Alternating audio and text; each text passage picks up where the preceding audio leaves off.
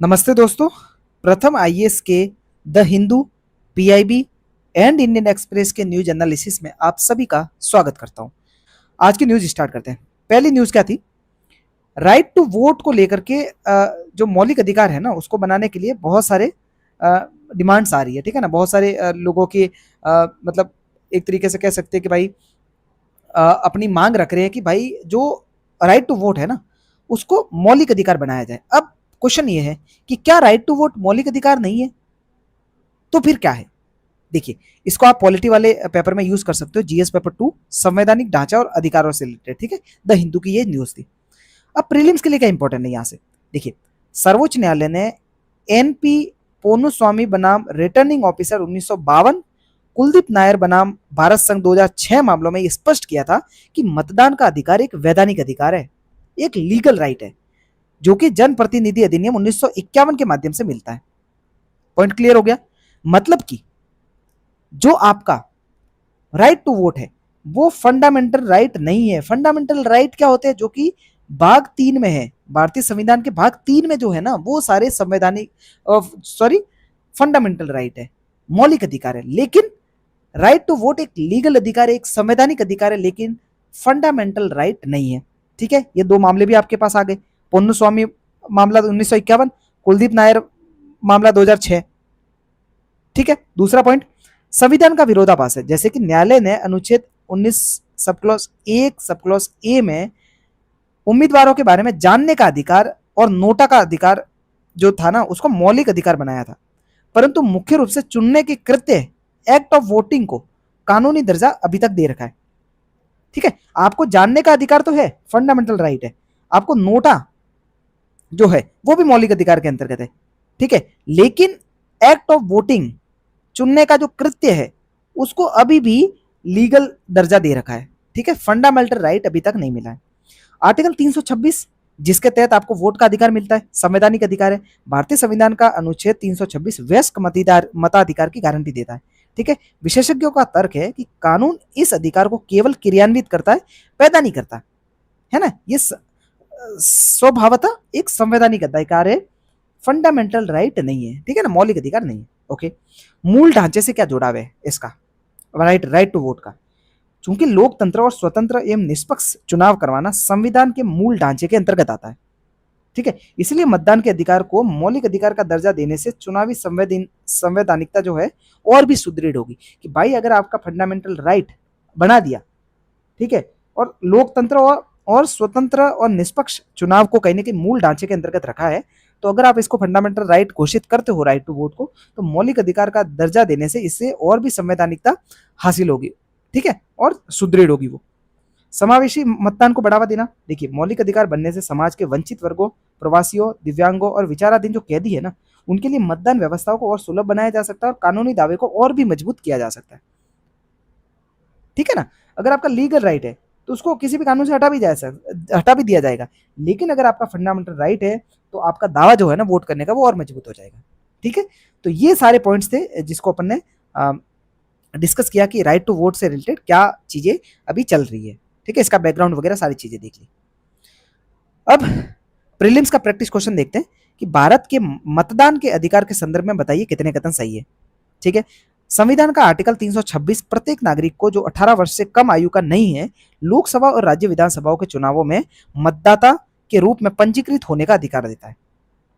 ठीक है, सही बात है। दूसरा जो स्टेटमेंट है वो ये है कि कुलदीप नायर बनाम भारत संघ 2006 के मामले में सर्वोच्च न्यायालय ने संवैधानिक पीठ ने यह फैसला सुनाया था कि लोकतंत्र मूल ढांचे का हिस्सा है, लेकिन मतदान का अधिकार एक वैधानिक अधिकार है। तो ये भी सही है, अपन ने पढ़ा ऊपर। अनूप बर्णवाल बनाम भारत संघ 2023 मामले में सर्वोच्च न्यायालय के बहुमत के फैसले ने आधिकारिक तौर पर मतदान के अधिकार को आर्टिकल 19(1) सब क्लॉज 1 ए के तहत मौलिक अधिकार घोषित कर दिया। तो ये गलत है अभी तक। ठीक है ना। अब तीसरा स्टेटमेंट गलत क्यों? इस आधार पर केवल 2 स्टेटमेंट सही हो गए। ठीक है, बी हो गया सही। तीसरा गलत क्यों है?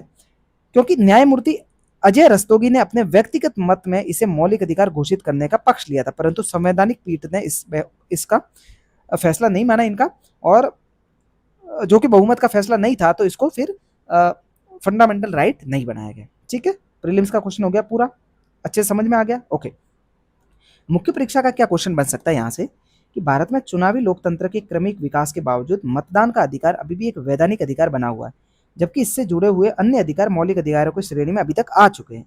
इस विसंगति का समालोचनात्मक विश्लेषण कीजिए और इसके संभावित संवैधानिक समाधानों को भी आपको डिस्कस करना है। ठीक है, आप इसको गूगल करना है, जहां से भी जानकारी निकाल सको इसके ऊपर रिसर्च करनी है। रिसर्च करेंगे ना, R&D पे अगर काम करेंगे तो कहीं ना कहीं आपका जो समझ है, आपकी जो समझ है वो ज़्यादा विकसित होगी, और एट द एंड समझ ही आपकी मेंस की जो तैयारी है उसको और सरल बनाएगी। ठीक है, अब देखिए दूसरी न्यूज़ क्या थी, भारत और इंडोनेशिया व्यापक रणनीतिक साझेदारी का सुदृढ़ीकरण हुआ है।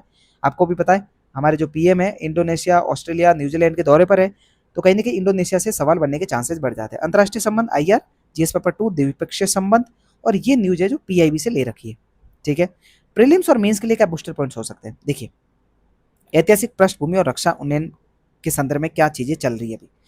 दोनों देशों ने वर्ष 2018 में अपने संबंधों को व्यापक रणनीतिक साझेदारी कॉम्प्रिहेंसिव स्ट्रेटेजिक पार्टनरशिप में बदला था। किसने, भारत और इंडोनेशिया ने। हालिया वार्ताओं में रक्षा सहयोग को बढ़ावा देते हुए ब्रह्मोस जो मिसाइल है और जो संयुक्त मिसाइल का विकास है उस पर चर्चा आगे बढ़ी है भारत और इंडोनेशिया के बीच में। ठीक है, हिंद प्रशांत का साझा विजन, कि दोनों नेताओं ने 2018 में अपनाए गए shared vision of India Indonesia on maritime cooperation in Indo Pacific को अपनी प्रतिबद्धता दोहराई है, और जिसका उद्देश्य समुद्री सुरक्षा को सुनिश्चित करना है। ये दोनों पॉइंट कहीं ना कहीं मेंस के लिए बहुत ज़्यादा इंपॉर्टेंट है। अगर आप इंडोनेशिया और भारत के संबंधों पर लिख रहे हो तो आपको ये दोनों पॉइंट लिखने ही पड़ेंगे, तभी आपका जो क्वेश्चन है वो ज़्यादा सटीक होगा, आंसर जो होगा। ठीक है, सांस्कृतिक कूटनीति में दोनों देशों ने योग्यकर्ता में क्या ये योग्यकर्ता क्या दे रखा है यार, समझ में नहीं आया। ठीक है, इसको छोड़ो। दोनों देशों में यूनेस्को विश्व धरोहर स्थल प्रबंधन मंदिर परिषद के संयुक्त जीर्णोद्धार कार्यक्रम की शुरुआत की, जो दोनों देशों के साझा सभ्यगत जो संबंध है ना उसको दिखा दे। तो आपको इस मंदिर परिसर का थोड़ा नाम आइडिया रखना है कि कहाँ पर है, तो इंडोनेशिया में। ठीक है, तो दोनों देशों ने यूनेस्को की जो विश्व धरोहर स्थल है प्रबंधन मंदिर परिषद, इसके जीर्णोद्धार कार्यक्रम की शुरुआत की, और दोनों देशों ने अपने साझा जो सभ्यतागत जो संबंध है ना उसको जारी रखा है। ठीक है, क्रिटिकल मिनरल पर क्या बात हुई है, इंडोनेशिया के पास दुनिया का लगभग 21% निकिल का भंडार है, और भारत ने अपनी स्वच्छ ऊर्जा और EV क्रांति के लिए इंडोनेशिया के साथ में निकल और तांबे की आपूर्ति श्रृंखला को सुरक्षित करने पर विशेष ध्यान दिया है। ठीक है, समझ में आ गया इंडोनेशिया के पास कौन से धातु तत्व सबसे ज्यादा है, उसके लिए भारत किस तरीके के संबंध विकसित करा है। ठीक है, आर्थिक और व्यापारिक संबंध, इंडोनेशिया वर्तमान में आसियान क्षेत्र में भारत का दूसरा सबसे बड़ा व्यापारिक भागीदार है, जिसके साथ द्विपक्षीय व्यापार वित्त वर्ष 2025-26 में लगभग 25 बिलियन तक पहुंच गया। ठीक है, तो आसियान कंट्रीज में भी इंडोनेशिया के साथ में भारत के अच्छे संबंध है, और जो कि व्यापारिक साझेदार सबसे बड़ा, दूसरा सबसे बड़ा है। ठीक है ना, आसियान देशों में। ठीक है, अब प्रीलिम्स का क्वेश्चन देखते हैं कि यहाँ से क्या बन सकता है। भारत इंडोनेशिया संबंधों और हालिया द्विपक्षीय समझौते के संदर्भ में बताइए कितने कथन सही है। पहला स्टेटमेंट क्या है, भारत और इंडोनेशिया ने वर्ष 2018 में अपने द्विपक्षीय संबंधों को व्यापक रणनीतिक साझेदारी के स्तर पर उन्नयन किया। ठीक है, पहला सही है। दूसरा क्या, हाल ही में दोनों देशों ने यूनेस्को विश्व धरोहर स्थल प्रबंधन मंदिर परिसर के संरक्षण के लिए ऐतिहासिक पहल शुरू की है, दूसरा भी सही है। वैश्विक खनिज भू राजनीति में इंडोनेशिया के पास दुनिया के सबसे बड़े निकल भंडार है। ठीक है ना, तो तीनों ही स्टेटमेंट यहां पर सही हो जाएगी। ठीक है, ओके। निकल कितना है इंडोनेशिया के पास, अराउंड विश्व का 21% के आसपास है। ठीक है ना, प्रबंधन एक प्रसिद्ध हिंदू मंदिर परिषद है जो कि इंडोनेशिया में स्थित है, और दोनों के देशों के बीच में सांस्कृतिक जुड़ाव को भी एक प्रतीक के रूप में इसको अपनाया गया। ठीक है, यहाँ पे पूछ लेंगे, बता देंगे कि भाई बौद्ध मंदिर परिसर है, तो ये गलत हो जाएगा। ठीक है ना, ये हिंदू मंदिर परिसर है। मुख्य परीक्षा का क्या क्वेश्चन बन सकता है, आर्थिक सुरक्षा और हिंद प्रशांत क्षेत्र में भू राजनीतिक संतुलन स्थापित करने के संदर्भ में भारत इंडोनेशिया के मध्य बढ़ते हुए रणनीतिक और खनिज सहयोग के महत्व को आपको मूल्यांकन करना है। ठीक है, इसको लिखने की कोशिश कीजिएगा आप अपने स्तर से। हिंदू कुश हिमालय में फ्लैश फ्लड और कैस्केडिंग जो आपदा है उनका खतरा बढ़ता नजर आ रहा है। इसको कहाँ यूज करोगे, पर्यावरण और आपदा प्रबंधन, GS पेपर 3 जलवायु परिवर्तन, द हिंदू से इस न्यूज को ले रखा है। ठीक है, प्रीलिम्स और मेंस का बूस्टर पॉइंट देखिए कि एल नीनो का जो विरोधाभास है, यद्यपि चालू जो वर्ष अभी चल रहा है उसमें एल नीनो के कारण दक्षिणी एशिया में औसत मौसमी वर्षा है ना वो कम रही है। ठीक है, लेकिन लंबे शुष्क मौसम की वजह से होने वाली जो तीव्र स्थानीय बारिश होती है उससे विनाशकारी फ्लड फ्लड का खतरा बना रहता है। जैसे कि मान लीजिए बहुत लंबे समय तक सूखा पड़ रहा है, ठीक है, अचानक बारिश जो होगी ना वो बहुत तीव्र होगी। क्यों? क्योंकि इतनी ही ज्यादा जो हवा हल्की हो जाएगी वो एकदम ऊपर उठेगी और उनके साथ में आर्द्रता अगर मिल गई तो वो बहुत तेज बारिश करेगी। तो उसकी वजह से कहीं ना कहीं फ्लश फ्लड वगैरह जो है ना वो उसका आपदा आपदा का खतरा बना रहता है। ग्लेशियर मेल्ट और तापमान वृद्धि, देखिए हिंदू कुश जो हिमालय है उसमें औसत से अधिक तापमान के कारण ग्लेशियर और बर्फ है ना वो तेजी से पिघल रहे हैं। ठीक है, टेम्परेचर बहुत ज्यादा है। पाकिस्तान साइड वाला जो हिमालय है ना उधर की बात करें तो हिंदू कुश हिमालय क्षेत्र में औसत से अधिक तापमान है। एवरेज अगर दूसरे हिमालय के देखे तो नेपाल हिमालय को देख लो, अरुणाचल हिमालय को देख लो, तो औसत से ज्यादा टेम्परेचर है हिंदू कुश हिमालय में। उसकी वजह से क्या हो रहा है, ग्लेशियर और बर्फ है ना वो तेजी से पिघल रही है। जैसे सिंधु, गंगा और ब्रह्मपुत्र नदियां है ना उनमें जो जल स्तर है वो बढ़ता है, तो उससे क्या होता है, संवेदनशीलता और बढ़ जाती है। ठीक है ना। दूसरी बात, कास्केडिंग आपदाएं क्या है कि पर्वतीय क्षेत्रों में अब आपदाएं रेखिक नहीं रह गई है। ठीक है, अब क्या होता है वो और रिपीटेटिवली बढ़ रही है, एक विशेष साइकिल बन गया। कैसे? अत्यधिक गर्मी के कारण ग्लेशियर पिघल रहे हैं, ग्लेशियल लेक आउटबस्ट फ्लड आ रहा है, ठीक है ना, और भूस्खलन उससे और तेजी से बढ़ रहा है। तो ये कहीं ना कहीं सर्कुलेशन बन गया इस तरीके से, रेखिक आपदा नहीं है। ठीक है ना, ये एक एक चक्र बन गया, वीसी साइकिल बन गया, जिसकी वजह से ग्लेशियर पिघलेंगे, फिर आउटबस्ट होगा, ठीक है, फ्लड आएगा, भूस्खलन होगा, ठीक है, फिर टेम्परेचर बढ़ेगा, सी राइज करेगा, सी लेवल राइज करेगा, सारी चीजें आपदा एक दूसरे से जुड़ गई है, इंटीग्रेटेड हो गई। क्षेत्रीय संवेदनशीलता, हाल ही में अरुणाचल प्रदेश और पाकिस्तान के गिलगित बाल्टिस्तान जो क्षेत्र है उसमें क्लाउड बस्ट के कारण जो भी आपदाएं आई है वो आपके पास प्रत्यक्ष उदाहरण है हिंदू कुश पर्वत में ग्लेशियर पिघलने की वजह से। ठीक है, सीमा पर पूर्व चेतावनी प्रणाली लगानी चाहिए। आपको आईसीआई एमओडी ने सिफारिश की है कि हिमालयी देशों के बीच में वास्तविक समय में मौसम और नदी बहाव को लेकर के डेटा साझाकरण को रियल टाइम बनाना पड़ेगा आपको। ठीक है ना, तभी आपको आपदाओं से बचा जा सकता है। ओके, क्लियर हो गया ये भी न्यूज। ओके, प्रीलिम्स का क्वेश्चन देखिए कि हिंदू कुश हिमालय क्षेत्र की जलवायुवीय जो संवेदनशीलता है उसके संदर्भ में आपको बताना कितने कथन सही है। अल नीनो का प्रभाव हमेशा पूरे दक्षिणी एशिया में बाढ़ की घटना और चरम स्थानीय मानसूनी वर्षा को पूरी तरह से समाप्त कर देता है। ठीक है ना, तो ये तो हो जाएगा गलत। ठीक है, एकदम एक्सट्रीम बता दिया।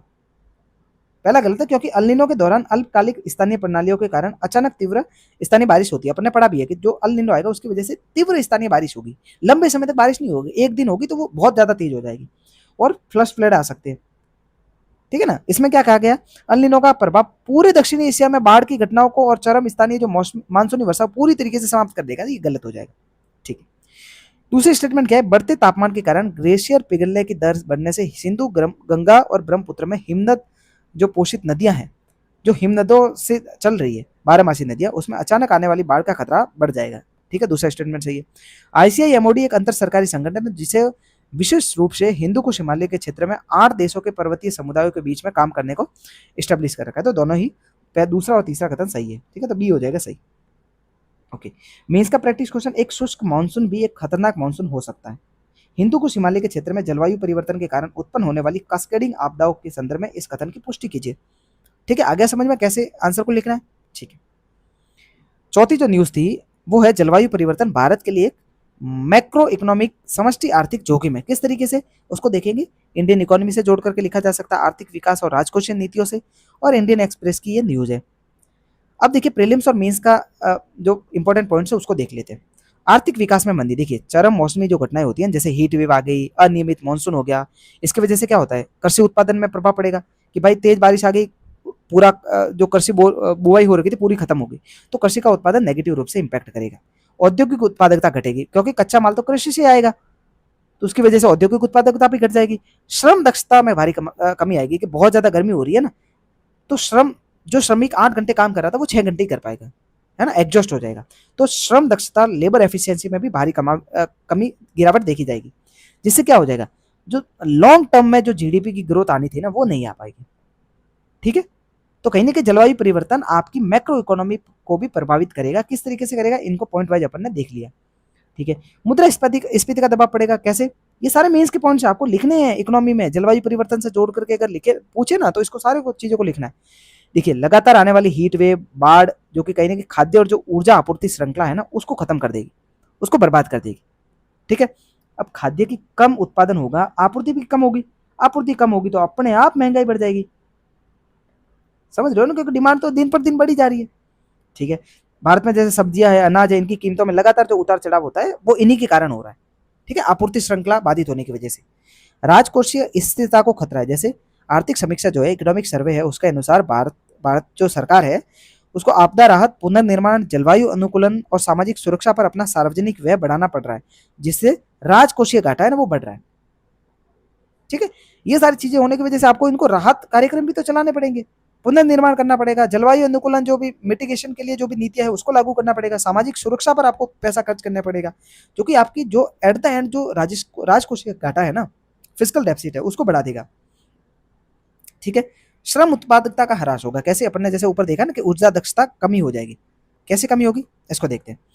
आईएलओ के अनुसार हीट स्ट्रेस के कारण 2030 तक भारत में जो वर्क आवर्स होते हैं ना उसमें 8% की कमी आ सकती है, जो कि 34 मिलियन पूर्णकालिक नौकरियों को नुकसान के बराबर है। ठीक है ना, कहीं ना कहीं 34 मिलियन जो नौकरियों का नुकसान होगा ना वो 8 घंटे 8% की जो कमी आएगी ना काम करने में, उसके बराबर है। तो बहुत बड़ा लॉस है ना ये। आप 34 मिलियन एक्स्ट्रा वर्कर्स काम कर रहे हैं, उतना आपको लॉस होगा। ठीक है, पर डे का। समझ रहे हो? ओके। आरबीआई का डिस्क्लोजर फ्रेमवर्क या वित्तीय जोखिमों से निपटने के लिए आरबीआई ने बैंकों और वित्तीय संस्थानों के लिए क्लाइमेट रिलेटेड फाइनेंशियल रिस्क पर एक प्रकटीकरण ढांचा प्रस्तावित किया, जो कि ग्रीन फाइनेंसिंग जो है उसको विनियमित करेगा कि आपको ग्रीन फाइनेंसिंग के लिए सहयोग करना पड़ेगा, जो कि इन फ्यूचर जो भी जोखिम आएंगे उससे निपटने में सहयोगी होगा। ठीक है, प्रीलिम्स का क्वेश्चन देख लीजिए। भारतीय अर्थव्यवस्था पर जलवायु परिवर्तन के समष्टि आर्थिक प्रभावों के संदर्भ में बताइए कितने कथन सही है। भारत का लगभग क्या भारत का लगभग 52% शुद्ध बोया गया क्षेत्र अभी भी वर्षा आधारित है। इसे मानसून की परिवर्तनशीलता के प्रति अत्यधिक संवेदनशील बनाता है। पहला कथन सही है। ठीक है, दूसरा क्या? आईएलओ के अनुसार हीट स्ट्रेस के कारण वर्ष 2030 तक भारत में श्रम उत्पादकता में कोई उल्लेखनीय गिरावट नहीं होगी।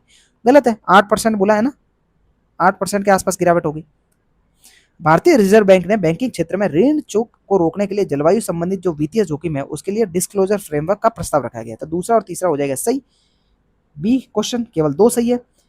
ठीक है, और पहला और तीसरा सही है, दूसरा क्यों गलत है? क्योंकि 8% जो अपन ने बोला है कि भारी कमी आ सकती है। मुख्य परीक्षा का क्वेश्चन देखिए, जलवायु परिवर्तन भारतीय बैंकिंग प्रणाली और राजकोषीय स्थिरता को किस प्रकार प्रभावित कर सकता है? भारतीय रिजर्व बैंक द्वारा इसमें जो उठाए गए कदम है ना उसके आलोक में आपको विश्लेषण करना है। समझ गए कैसे लिखना है सारी चीजें? ओके। महिलाओं के लिए बिना शर्त नकद हस्तांतरण की जो योजना है ना उनका लगातार क्रेज बढ़ रहा है। ठीक है, अब इसको कहां से जोड़ के देखना है? Governance, social justice, GS paper 2, कल्याणकारी योजनाओं से रिलेटेड न्यूज जब भी कोई क्वेश्चन आए तो इसमें आपको इसको मेंशन करना है। इंडियन एक्सप्रेस में ये न्यूज मेंशन थी। ठीक है, व्यापक कवरेज और लागत देखिए, वित्तीय वर्ष 2023 से लेकर के 2026 के बीच में भारत में 15 से अधिक राज्यों ने जो बिना शर्त जो नकद हस्तांतरण है ना, कैश ट्रांसफर, उसको लागू कर दिया है, जिससे लगभग 12 करोड़ जो महिलाएं है ना वो तो लाभान्वित हो रही है। इस पर वार्षिक अनुमानित लागत जो है ना लगभग 1.7 लाख करोड़ रुपीज है। ठीक है, जो कि वार्षिक इतने खर्च हो रहे हैं इस तरीके के ट्रांसफर पर। ओके, जनरल न्यूट्रल ट्रांसफर बनाम वीमेन टारगेटेड। देखिए, अध्ययनों से यह पता चलता है कि सामान्य जो लिंग तटस्थ नकद हस्तांतरण की तुलना में सीधे महिलाओं को लक्षित जो हस्तांतरण करा जाता है वो धन कहीं ना कहीं घरेलू बचत, बेहतर बुनियादी उपयोग को सुनिश्चित करता है कि आपने डायरेक्ट महिलाओं के खाते में पैसे डाल दिए तो वो उनके उपभोग उनके ऊपर खर्च होगा, उनके खान पान पर, ठीक है, उनकी बचत के ऊपर। तो ये चीजें सकारात्मक अंतरपीढ़ीगत प्रभाव देखिए, महिलाएं अपनी जो अतिरिक्त आय है ना उसका एक बड़ा हिस्सा बच्चों की शिक्षा, पोषण, स्वास्थ्य, पौष्टिक जो भोजन है उस पर खर्च करती है, जिससे क्या होता है दीर्घकालिक जो मानव विकास सूचकांक है ना अपना HDI उसमें सुधार होगा। समझ में आ गया? ओके।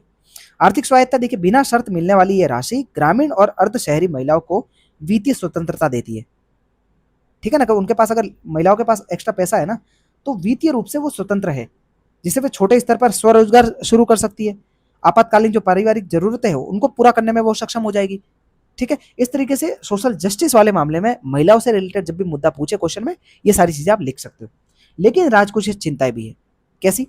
कि इन योजनाओं के सामाजिक लाभ अत्यधिक है, लेकिन नीति विश्लेषकों का मानना है कि राज्यों के बढ़ते पूंजीगत व्यय की तुलना में लोक लुभावन जो कल्याणकारी योजना है ना उस पर बहुत ज्यादा पैसा खर्च हो रहा है, जो कि चिंतित है ना। पूंजीगत व्यय को बढ़ाना पड़ेगा आपको, जिससे क्या हो जाएगा, रोजगार क्रिएट होंगे और महिलाओं को उसमें टारगेट करना पड़ेगा, आपको महिलाओं को रोजगार देना पड़ेगा, ठीक है ना। तो उस वजह से उस तरीके से आप उनको मतलब कहने की मुख्य धारा से जोड़ सकते हो। प्रीलिम्स का क्वेश्चन देख लीजिए, भारत में महिलाओं के लिए जो बिना शर्त नकद हस्तांतरण है, इसके संदर्भ में आपको बताना है कि बिना शर्त नकद हस्तांतरण का तात्पर्य उन वित्तीय सहायताओं से है जो लाभार्थियों को बिना किसी पूर्व अनिवार्य शर्त या फिर कार्य के सीधे बैंक में ट्रांसफर कर दी जाती है। तो पहला सही है। वित्तीय वर्ष 2023 से 26 के बीच में भारत में इस प्रकार की योजनाओं को लागू करने वाली राज्यों की संख्या और बजट आवंटन में भारी गिरावट आई है, तो गलत है, ठीक है, और ज्यादा हुई है। आर्थिक अध्ययनों के अनुसार लिंग विशिष्ट नकद हस्तांतरण की तुलना में लिंग तटस्थ हस्तांतरण बच्चों के पोषण पर अत्यधिक सकारात्मक प्रभाव डालता है, नहीं, गलत है, ठीक है, केवल पहला सही है, ठीक है ना। ओके, मुख्य परीक्षा का क्वेश्चन देखिए, महिलाओं को वित्तीय रूप से सशक्त बनाने में बिना शर्त जो नकद हस्तांतरण योजना है एक गेम चेंजर साबित हो सकती है, परंतु यह राज्यों के समक्ष राजकोषीय संधारणीयता को चुनौती पेश कर सकती है। इस पर आपको टिप्पणी करनी है, कैसे, समझ में आ गया ना क्या चीजें लिखनी है। ओके, ठीक है। भारत में वैश्विक एआई नीति में बदलाव आया है, पैक्स सिलिका जो है उसके संदर्भ में कुछ न्यूज थी, उसको अपन डिस्कस करते हैं। किससे जोड़ोगे, साइंस एंड टेक से, GS paper 3, IT, AI, cyber सुरक्षा से रिलेटेड न्यूज क्वेश्चन जब भी पूछे तो इसको आपको लिखना पड़ेगा, मेंशन करना पड़ेगा। द हिंदू में ये एडिटोरियल आया था। देखिए, प्रीलिम्स और मेंस बूस्टर पॉइंट्स, वैश्विक सम्मेलनों में अलग दृष्टिकोण है, कैसे, जैसे ब्लीचली पार्क 2023 यूके में हुआ, सियोल 2024, पेरिस 2025, इन सम्मेलनों का जो मुख्य ध्यान था वो एआई के अस्तित्वगत जो खतरे हैं, एग्जिस्टेंशियल जो रिस्क है उस पर था, जबकि भारत का ध्यान इसके विकासात्मक और समावेशी उपयोग पर है, ठीक है, समझ रहे हो ना मामला, कि भाई बेलेचली पार्क हो, चाहे सियोल हो, चाहे पेरिस हो, यहाँ पर जो भी एआई समिट हुई थी वो एग्जिस्टेंस रिस्क को लेकर के हुई थी कि एआई का क्या खतरा हो सकता है मनुष्यों पर, लेकिन भारत का ध्यान किस पर है, विकासात्मक और समावेशी उपयोग पर, ठीक है ना, सस्टेनेबल उसका यूज किस तरीके से हो, ठीक है। पैक्स सिलिका क्या है, यह अमेरिका और उसके सहयोगी देशों के नेतृत्व वाला एक भू तकनीकी जियो टेक्नोलॉजिकल ब्लॉक है जिसका उद्देश्य सेमीकंडक्टर, एआई मानक और महत्वपूर्ण जो प्रौद्योगिकी है उस पर चीन के बढ़ते प्रभाव को रोकना है। समझ में आ गया पैक्स सिलिका क्या है, ठीक है, ओके। ग्लोबल साउथ के लिए जोखिम है, देखिए पश्चिमी एआई कंपनियां जो है ना डेटा स्क्रैपिंग के माध्यम से विकासशील देशों का जो स्वदेशी ज्ञान है ना, उसका उपयोग कर रही है, लेकिन इन समुदायों के हितों की रक्षा के लिए कोई भी कड़े वैश्विक उपाय नहीं नहीं है, तो कहीं ना कहीं उनके साथ में अन्याय हो रहा है। डेटा संप्रभुता, देखिए भारत के सामने सबसे बड़ी चुनौती ये है कि अमेरिका जैसे बिग टेक कंपनियां है ना, वो एआई मॉडलों का केवल उपभोक्ता बना करके, एआई मॉडल जितने भी बना रही है ना वो बिग टेक कंपनियां, तो हम उसके सिर्फ उपभोक्ता हैं, हम सिर्फ उपभोग कर रहे हैं, अपन कुछ नया नहीं बना रहे, बल्कि अपनी संप्रभु डिजिटल संप्रभुता की रक्षा करनी है आपको, ठीक है ना, कि आपका डेटा कोई विदेशी कंपनी लेकर के ना चली जाए और उसका कोई गलत उपयोग ना हो जाए। संयुक्त राष्ट्र का वैश्विक संवाद, देखिए भारत के पास अब ये अवसर है कि वह अंतर्राष्ट्रीय मंचों पर ऐसे नियमों की वकालत करे जो कि ग्लोबल साउथ के देशों को अपने घरेलू एआई इकोसिस्टम और बुनियादी ढांचे को विकसित करने में मदद करे, ठीक है ना। तो ये कहने की भारत की जो भूमिका है उसको रेखांकित किया है। प्रीलिम्स का क्वेश्चन देखिए, हाल ही में चर्चा में रहा पैक्स सिलिका और कृत्रिम बुद्धिमत्ता गवर्नेंस के संदर्भ में निम्नलिखित कथनों पर विचार करना है। पैक्स सिलिका मुख्य रूप से वैश्विक स्तर पर चीन के तकनीकी और सेमीकंडक्टर प्रभुत्व को संतुलित करने के लिए पश्चिमी देशों के नेतृत्व वाला एक भू तकनीकी गठबंधन है, ठीक है, पहला सही है। दूसरा, बलिचली पार्क एआई सुरक्षा शिखर मिशन सम्मेलन 2023 का प्राथमिक उद्देश्य एआई के आर्थिक और कृषि संबंधी अनुप्रयोगों को विश्व स्तर पर बढ़ावा देना, गलत था, ठीक है ना। किस पर था, एआई का जो अस्तित्वगत है, जो एग्जिस्टेंस को लेकर के जो भी क्वेश्चंस है और जो खतरे हैं उन पर था, ठीक है, दूसरा गलत हो जाएगा। भारत ने हाल ही में वैश्विक एआई राजनीति में खुद को पूरी तरीके से अलग थलग रखते हुए किसी भी अंतर्राष्ट्रीय ब्लॉक को या फिर उसमें संवाद में शामिल होने से इनकार कर दिया, गलत, ठीक है ना, सब में शामिल हो रहा है भारत, उनके मुद्दे कुछ अलग है लेकिन शामिल सब में हो रहा है। मुख्य परीक्षा का क्वेश्चन देखिए, पश्चिमी देशों के तकनीकी गठबंधनों में शामिल होने के बीच भारत का ग्लोबल साउथ के हितों की रक्षा और डिजिटल संप्रभुता के मध्य संतुलन साधने की आवश्यकता है। वैश्विक एआई गवर्नेंस के संदर्भ में इस कथन का समालोचनात्मक आपको परीक्षण करना है, ठीक है, समझ में आ गया, ओके। वैसे न्यूज अपन इसी तरीके से डिस्कस करेंगे, सारी चीजें क्लियर होती हुई चले। कलई सेकंड जल विद्युत जो परियोजना है और जो व्हाइट वैली जो हेरोन है उसके ऊपर उसकी वजह से क्या संकट आए और आ रखे हैं, उसको अपन एनवायरमेंट वाली न्यूज से थोड़ा जोड़ करके देख लेते हैं। पर्यावरण जैव विविधता, जीएस पेपर 2 वन्यजीव संरक्षण और ईआईए एनवायरमेंट असेसमेंट रिपोर्ट, इस तरीके से है ना, इंपैक्ट रिपोर्ट कह सकते हैं, इंपैक्ट असेसमेंट है, ओके। स्रोत द हिंदू। प्रीलिम्स और मेंस का बूस्टर पॉइंट देखिए, क्रिटिकली एंडेंजर्ड स्थिति है, जैसे व्हाइट वैली जो हेरोन है ना, वो IUCN के रेड लिस्ट में संकटग्रस्त से भी ऊपर है, घोर संकटग्रस्त है, क्रिटिकली इंडेंजर्ड है ना। ये दुनिया के सबसे दुर्लभ जल पक्षियों में से एक है। तो आपको पता चल गया व्हाइट बेलेड हेरोन क्या है, ये भी पूछ सकता है डायरेक्ट कि भाई क्या है, मछली है, पक्षी है, क्या है, सांप है, तो ये एक तरीके से पक्षी है। परियोजना का स्थान कौन सा? कलई सेकंड जल विद्युत परियोजना है, वो अरुणाचल प्रदेश के लोहित नदी पर स्थित है। ये लोकेशन आपको पता होनी चाहिए, गूगल कर लेना इसको, ठीक है ना, है ना, प्रस्तावित है। और जो इस पक्षी का जो अंतिम पुष्ट प्राकृतिक आवास है वो भी इसी क्षेत्र में पाया जाता है, तो उनके विलुप्त होने का खतरा बढ़ जाएगा। आवास विखंडन देखिए, बांधों के निर्माण की वजह से नदी तटीय क्षेत्रों की मानवीय गतिविधियों को भी कहीं ना कहीं उसको भी आपको वहां से हटाना पड़ेगा, है ना। पक्षियों के जो घोंसले बनाने और शिकार करने के जो उथले जल क्षेत्र होते हैं वो पूरी तरीके से नष्ट हो जाएंगे। वन्यजीव संरक्षण एक्ट 1972 की अनुसूची फर्स्ट में इसको रखा गया, जो कि सर्वोच्च कानूनी संरक्षण प्राप्त है और इसके शिकार और आवास क्षति को प्रतिबंधित किया जाता है, ठीक है। विकास बनाम संरक्षण का मुद्दा आपको हर बार इथिक्स वगैरह में मिल जाएगा। तो ये मामला भारत के पूर्वोत्तर राज्यों के बुनियादी ढांचे के विकास, जैसे कि जल विद्युत जो परियोजना है और जैव विविधता के संरक्षण के बीच में एक गंभीर टकराव उत्पन्न करता है, ठीक है ना। प्रीलिम्स का क्वेश्चन, हाल ही में समाचारों में देखा गया व्हाइट बेलेड हेरॉन निम्नलिखित घटना पर विचार कीजिए। ये पक्षी अंतर्राष्ट्रीय प्रकृति संरक्षण संघ IUCN की रेड लिस्ट के तहत क्रिटिकली इंडेंजर्ड है, ठीक है, पहला सही है। ओके, दूसरा, इसका मुख्य और अंतिम पुष्ट आवास अरुणाचल प्रदेश के लोहित नदी घाटी के आसपास का क्षेत्र है, ठीक है, दूसरा भी सही है। इसे भारत के वन्यजीव संरक्षण एक्ट 1972 के तहत किसी भी अनुसूची में शामिल नहीं किया गया, तीसरा गलत है, ठीक है, अनुसूची फर्स्ट में शामिल है, तो केवल 2 हो जाएगा आंसर सही, बी आंसर सही है, ठीक है ना। ओके, मीन्स का क्वेश्चन, पर्यावरणीय प्रभाव आकलन, ठीक है, एनवायरमेंट इम्पैक्ट असेसमेंट की प्रक्रियाओं में जैव विविधता के नुकसान को कम करने और उन करके आंकना दीर्घकालिक पारिस्थितिकी संकट को निमंत्रण देना, ठीक है ना। अरुणाचल प्रदेश की जल विद्युत जो परियोजना है उनके संदर्भ में आपको लिखना है, ठीक है ना, कि आप भाई जैव विविधता का जो नुकसान है उसको नजरअंदाज नहीं कर सकते, नहीं तो बहुत बड़ा पारिस्थितिकी संकट आपके लिए पैदा हो जाएगा, ठीक है। अंतिम जो आज की न्यूज है वो पंडव लेनी जो लोक गायिका है, पंडवानी जो लोक गायिका है, उन्हें पद्म विभूषण तीजन बाई का सांस्कृतिक अवदान मतलब प्रदान करा है। अब ये क्या है न्यूज, इसको थोड़ा बहुत डिस्कस कर लेते हैं। कला संस्कृति जीएस पेपर 1, सांस्कृतिक भारतीय संस्कृति के जो रूप है उससे जोड़ करके लिखा जा सकता है, PIB की न्यूज थी। पंडवानी लोक कला क्या है? ये मुख्य रूप से छत्तीसगढ़, ये लोकेशन आपको पता होनी चाहिए, पंडवानी लोक कला छत्तीसगढ़ की है। पारंपरिक लोक गायन की विधा है, ठीक है, गायन है, गाना की तरीके से गाने की कला है, ठीक है, जिसे महाभारत की कहानियों को संगीत और अभिनय के माध्यम से जीवंत रूप से प्रस्तुत किया जाता है और ये मुख्य रूप से भीम के चरित्र को केंद्र में रख करके किया जाता है, ठीक है, हो गया क्लियर। 2 प्रमुख शैलियां भी है पंडवानी की, 2 शैलियां, जिसमें वेदमती, जिसमें कलाकार बैठकर शांत और भक्ति भाव से गाता है, और दूसरा है कापालिक, जिसमें कलाकार खड़े होकर के हाथ में तंबूरा लेकर के और अत्यधिक नाटकीय और गतिशील अंदाज से अभिनय करता है, ठीक है। 2 शैलियां भी डिस्कस कर लिया अपन ने। लैंगिक रूढ़ियों को तोड़ना है, तीजन बाई ने ऐतिहासिक रूप से पुरुषों के वर्चस्व वाली जो कापालिक शैली को अपनाया था, इस विधा में राष्ट्रीय और अंतर्राष्ट्रीय मंचों पर इनका प्रदर्शन किया था इनके द्वारा, ठीक है। सर्वोच्च नागरिक सम्मान कला के क्षेत्र में उनके अभूतपूर्व योगदान के लिए भारत सरकार ने उन्हें पद्मश्री 1998 में, पद्म भूषण 2003 में और पद्म विभूषण 2019 में सम्मानित किया था। सांस्कृतिक धरोहर का संरक्षण देखिए, उनका अवसान भारत की जोखिम जो मौखिक जो लोकक परंपरा है ना उनका संरक्षण और उन्हें आधुनिक डिजिटल युग से जोड़ करके जीवित रखने के लिए जो भी उन्होंने चुनौतियों पर ध्यान दिया उसके लिए कहीं ना कहीं उनकी धरोहर आज भी याद रखी जा रही है। प्रीलिम्स का क्वेश्चन, भारत की पारंपरिक लोक कला पंडवानी के संदर्भ में आपको बताना है कितने कथन सही है। छत्तीसगढ़ राज्य के प्रसिद्ध लोक नाट्य और गायन परंपरा है, ठीक है, नाट्य नहीं है सिर्फ गायन है, तो पहला हो जाएगा गलत। कापालिक शैली पंडवानी की वह विद्या है जिसमें कलाकार खड़े होकर के हाथ में वाद्य यंत्र लेकर के नाटकीय गति से गाता है, ठीक है, दूसरा सही है। तीजन बाई भारत की पहली महिला कलाकार थी जिन्हें पंडवानी की वेदमती को राष्ट्रीय स्तर पर ख्याति मिली, ठीक है ना, तीसरा गलत है। पहला गलत क्यों है? क्योंकि इसमें महाभारत में विशेषकर भीम की कथाओं पर वाचन होता है, ठीक है ना, रामायण का नहीं है, इसमें रामायण भी दे रखा है, देखिए रामायण के प्रसंगों का, ठीक है।